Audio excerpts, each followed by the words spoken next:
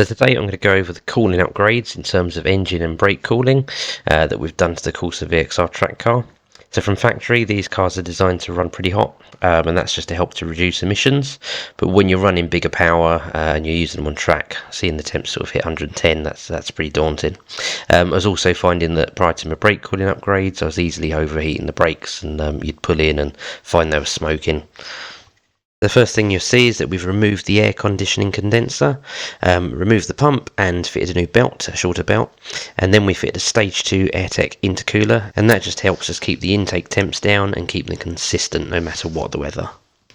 Now the problem that gives with removing the aircon rad is you get that gap between the intercooler and the main radiator, and what can happen is air will kind of go out the back of the intercooler and will just escape round the sides of the radiator. So what we've done is made these little alloy units on either side. Idea of that is so that when the air comes out the back of the intercooler, it's forced to go through that radiator, or absolute worst case scenario, some of it will go over the top because I've purposely not boxed the top in.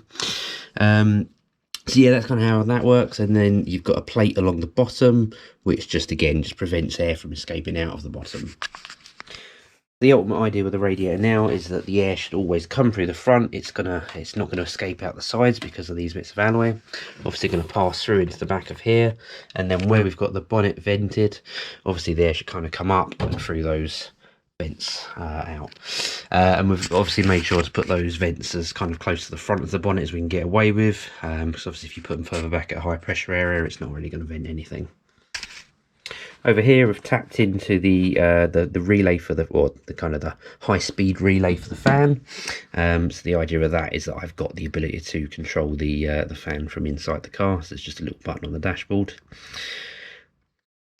So looking at the car with the front bumper back on, you'll notice that we've got a nice lightweight and less restrictive mesh grille taking the place of the previous plastic one. You'll also note that outside air temperature sensor has been moved over into where the passenger fog light would have once lived. This just all aids in maximising the airflow through into the radiator. And then the driver's fog lamp has been swapped out for a 76mm intake, and that supplies cold air to the airbox.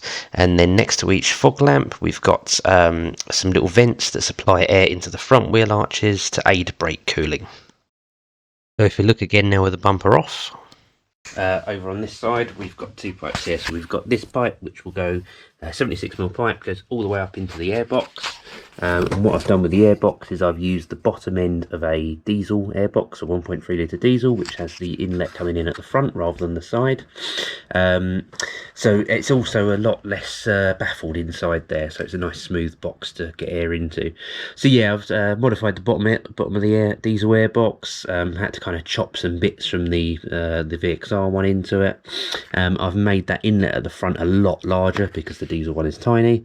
In fact, I've got a prototype over here, so kind of if you imagine we've got kind of that sort of system going into the front, so again sort of roughly 76mm. Just about clears the headlights, so realistically if you want to change a bulb now, the front of the car's got to come off, but that's kind of irrelevant on a track car. So yeah, that goes straight down, that's the cold air feed to the airbox. We've then got pipework that feeds into the back, sort of back of the wheel arches, kind of to get a bit more air to the brakes. So obviously got one this side, and then obviously one that side. So if we now take a look underneath the car, we can see that additional brake cooling is achieved via some control arm mounted ducts. These scoop air, compress it and direct it towards the back of the brake discs. And then rear brake cooling just solely comes from the removal of the brake dust covers. They were retaining a lot of heat under track use. Let's round up this video now with a quick recap. So in terms of engine cooling, we've got that 76mm cold air feed from the fog lamp slot. We've got the AirTech stage 2 intercooler, and that just helps us keep the intake temperatures down and keep them consistent. We've got the Aircon Elite to remove the load from the engine and allow better flow of air into the radiators. And then we've got the radiator ducting, which helps direct that air through the radiator rather than around it. We've got the mesh lower front grille that replaced the plastic one, and then the temperature sensor has been relocated over to the passenger fog lamp. So yeah, just all helps kind of get as much air through the front as we can. Got the fiberglass bonnet, which we've vented, and that just helps ventilate that air after it's been through the rads.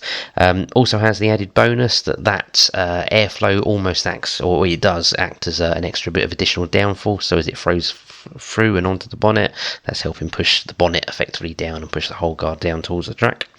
Then we've got the manual fan override in case I need to cool the car down quickly, and finally I'm using some Mottol Mocool coolant additive, and that just helps again just keeping those temperatures under control. In terms of the brake cooling, we've got the brake cooling ducts which are mounted on the front by the fog lamps, and they vent into the wheel arches. We've also got those control arm mounted brake ducts which take the air from under the car, squish it down and blow it towards the back of the brakes. Front and rear dust covers removed, just helps prevent heat from being retained around the brake discs, and of course obviously got braided lines and high temp fluid.